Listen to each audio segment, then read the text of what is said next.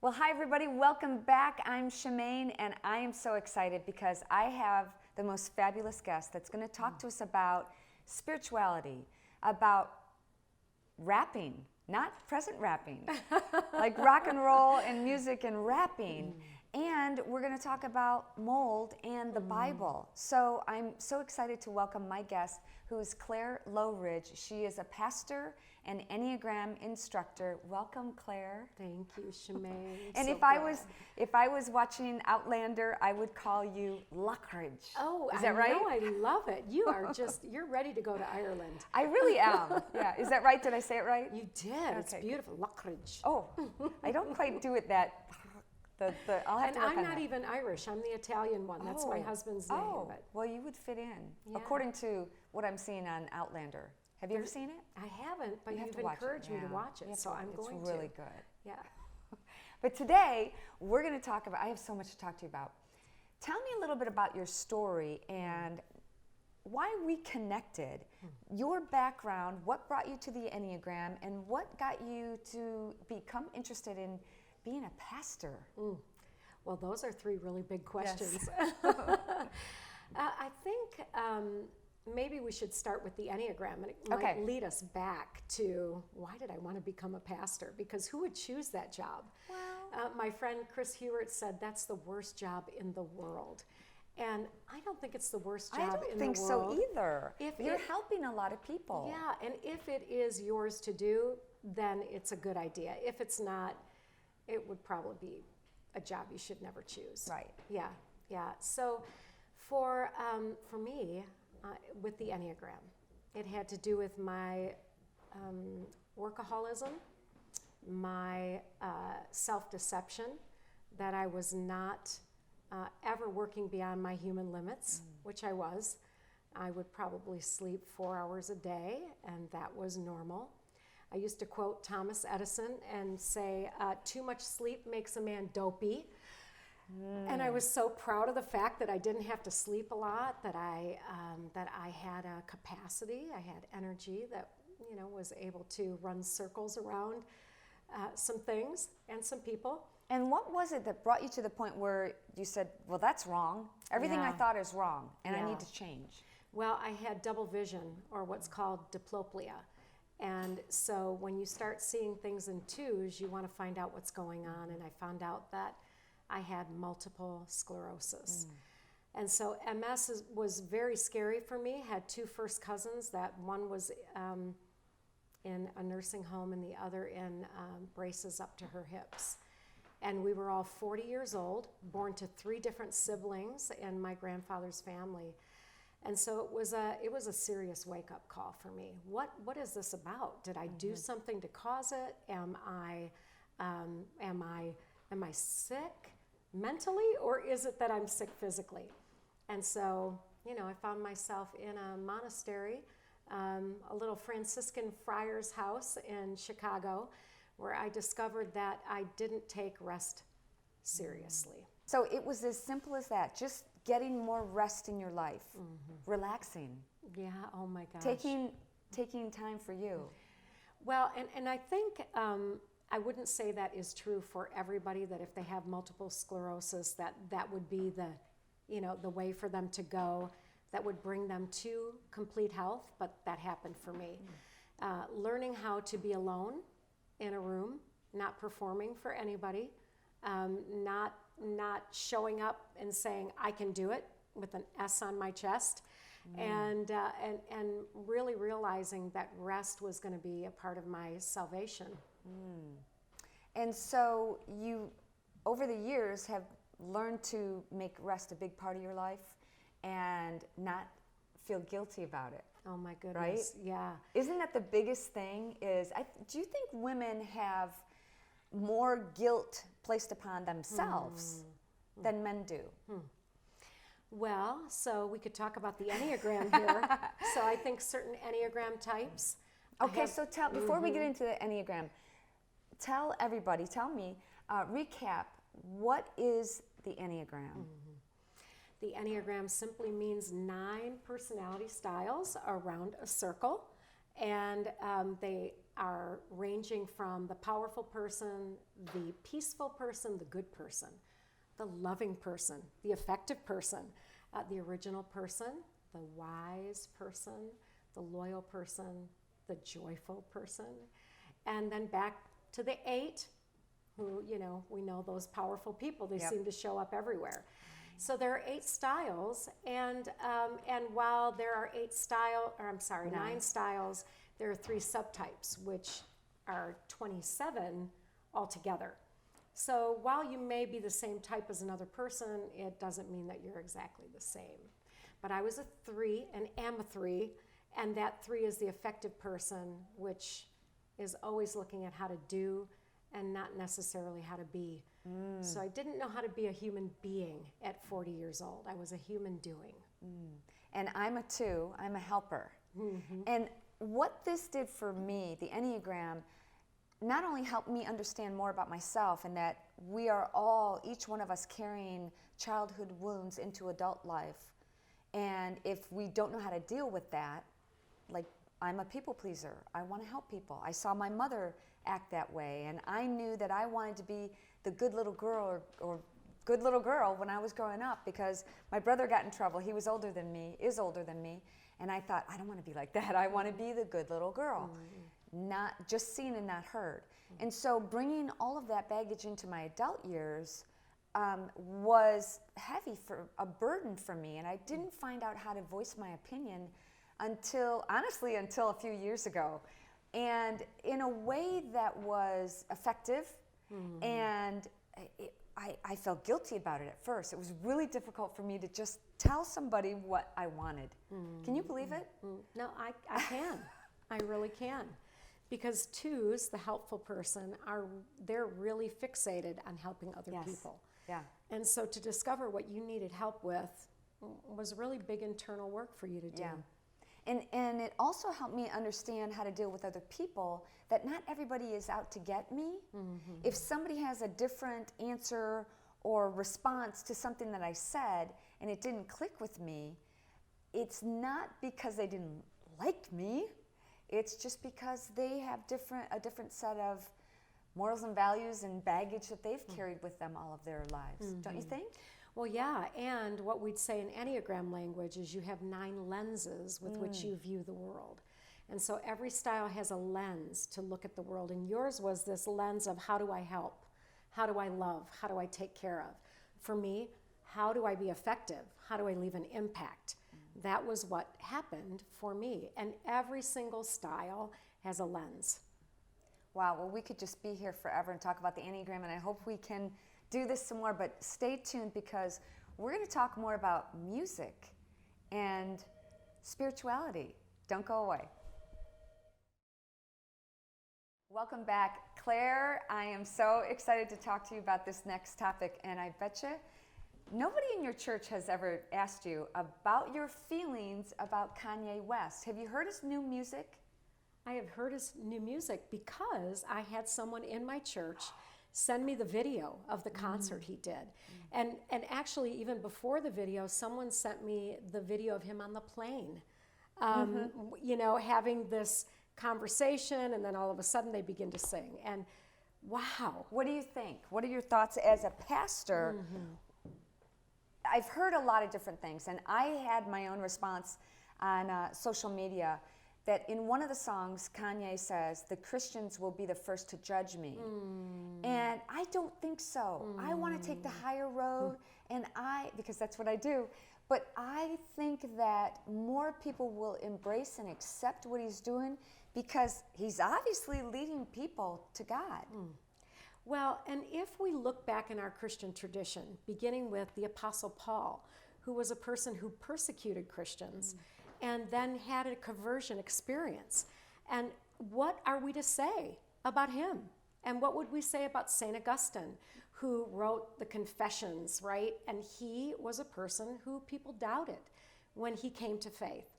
And then I bet there were people that doubted my faith when I came. I was a pretty party-ish kind of person in my high school years. Oh, Claire, do tell. Yes. In fact, I remember the first time I ran into my best friend's mom in a grocery store. And I was a newly awakened follower of Christ. And when I saw her, I felt my cheeks go red. And I thought, oh, she knows I partied in her house. And but I had to begin to belong to myself and say, I know where I've been and I know who I am. But that's a lot when you're 20 years old, 18, 19, 20. How old were you when you decided you wanted to become a pastor? Yeah, well, so Scott and I had a fresh awakening during the Catholic Charismatic movement in the Detroit area when we were just a little over 18. And then I had a vision within a year of that time that I was actually teaching the Bible to a bunch of people in a mud hut with people of different skin color.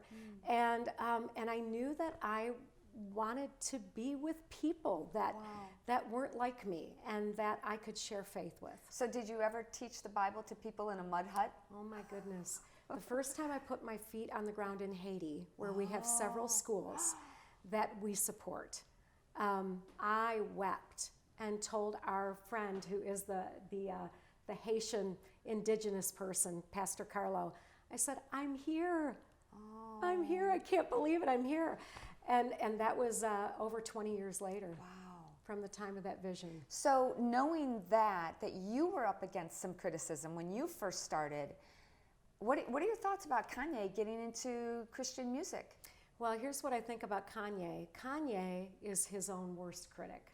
So even when he might say Christians are going to, say that I'm bad or they're going to judge me, Kanye, just know that God loves you, belong to yourself, and bring God's gift of who you are to the world. Let God help you work through all the jazz that all of us have had to work through. And to Christians that might be judgers, I would say, there but for the grace of God go you. And better than that, all have sinned and fallen short. So none of us are better than the other. We all have a story. I love it when I go to a church, and I travel a lot, so I get the opportunity to go to different churches.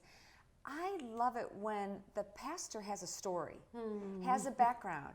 He was drug addicted. He was on whatever. He, had gambling debts or whatever. And he found God. I mean, isn't that what this is supposed to be? It's all about. It's what it's all about. And what Kanye is doing, a lot of people have said, not a lot, but one of the criticisms that I heard was that, let's see how long this lasts.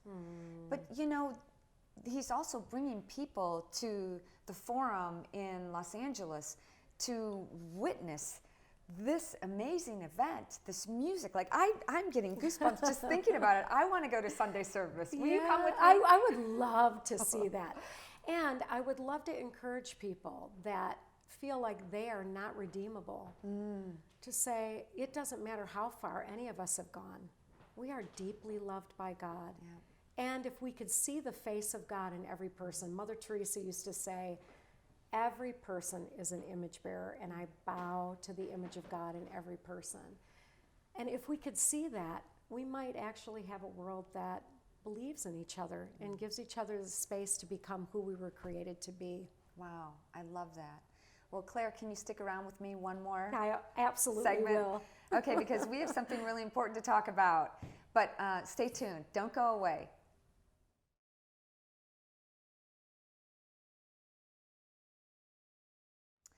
Well, this is a very important topic to me because about 17 years ago, I lost my home that was once featured on MTV Cribs because of toxic mold between the walls. We never saw anything. But not only did I lose my home, I became very sick. In fact, I couldn't walk up a flight of stairs if my life depended on it. So I became my own investigative sleuth, and I discovered the mold, discovered how toxic my body had become, and now I have become an advocate and trying to teach people, educate people about the effects of mold poisoning, the toxins in our body, the toxins in our home that make us feel unwell. And, the older I get anyway, I don't know about you, but I just want to feel good. Yeah. And I wanted to ask you, Claire, being my pastor here in the studio, have you discovered anything, because mold is talked about in the Bible, But I wonder if there is another meaning than just if mold is in your home, do X, Y, and Z, contact the pastor. In Leviticus it talks about it, about certain steps that you're supposed to take. But is there something more to that? Yeah, well, nobody has ever called me about mold and said, Pastor, I need you to come, except for you, Shemaine, which is fabulous, right? And I believe that, you have a very particular and beautiful call on your life to allow what was difficult to become an olive branch for other people, to become a healing balm. And you're right, Leviticus does talk about mold and mildew and leprosy and all kinds of issues in the public health system that were causing people to die or be very sick. And so what we would say about Leviticus is, while it's a very old book, it has a timeless message, which is that there are public health issues at every time in history. And when we know what they are, we can do good better. So when I think about mold, and I think about what Leviticus was giving us a way to see, was that when there are things that could cause you illness, they need to be removed from your home. They need to be given a time of purification so that if they are to come back in your home, if there's any possible way they can come back in your home, that they won't cause further sickness. And in the scripture from Genesis all the way to Revelation, we see God civilizing human beings, that we're actually being taught what it means to live in a healthy way. So Leviticus was giving the people of that time and that season a way to be healthy. And now I love that you are discovering how to bring health to other people in this time. There's a beautiful scripture in Acts 17 that says, God appointed the times and places where people should dwell so that we could know God, search for God, and bring God to the people. And I think your discovery of health around mold, your discovery around how to keep unhealthy things from giving people illness is a part of that Acts 17 time in history. Because we all go through in different generations, they've had different struggles. I think you could be onto something. And I'm definitely, I'm wondering also I look at Leviticus and I sometimes think, okay, it's step by step, and maybe what we need to do is get our life in order. We need to follow step one, step two. If we can do all these other things in our lives, the little things, the mundane things, making breakfast and washing dishes and ironing and all the things that we do, sweeping the floor and running errands, and if we can keep all those things in order and have a good attitude, I feel like the whole Bible is obviously a huge message, a huge parable, and it's got different meanings to everybody. But I wonder too if that's part of it, and also you mentioned it. If you bring something in your house that's causing you illness, what about stress, Claire? Could it be that, wow, if you find yourself overly stressed about something, you need to get rid of that like you did? It's beautiful. And I love what you're saying. It could be anything you bring into your house. So we live in an age of technology where we realize that people are not well because they're addicted to their phones. And we realize that we're in a time in history where people are not well because they're addicted to substances, or we realize people are not well because their homes are the result of poverty and they're unable to have a healthy home. And so when we discover these things, how do we say, here's step one and two and three? And I think you're working on that with mold. I work on it in other ways. With the Enneagram, I do a lot of work with saying to people, you are addicted to particular things. And as a pastor, I see a lot of people who are addicted to particular things that are toxic for them. So you talk about toxic mold. There are toxic relationships. There are toxic practices. And if we can help one another to see what might need to be removed from the home, we could all be well. Okay, you and I talked a while ago about Acts 29. Tell me. Yeah. So there's a book in the Bible called the Book of Acts, and it follows Matthew, Mark, Luke, and John, who talk about the life of Jesus. And then the book of Acts, A-C-T-S, talks about the people of Jesus and how they followed Jesus. And it ends with Acts chapter 28. And we talked about the fact that Acts 29 is continuing, that we're living in that time where how do we, as the people of God, bring the acts of God to the world? And that means, how do we bring healing? How do we bring forgiveness? How do we bring awareness? How do we bring care and concern? And Acts 29 for you is around mold.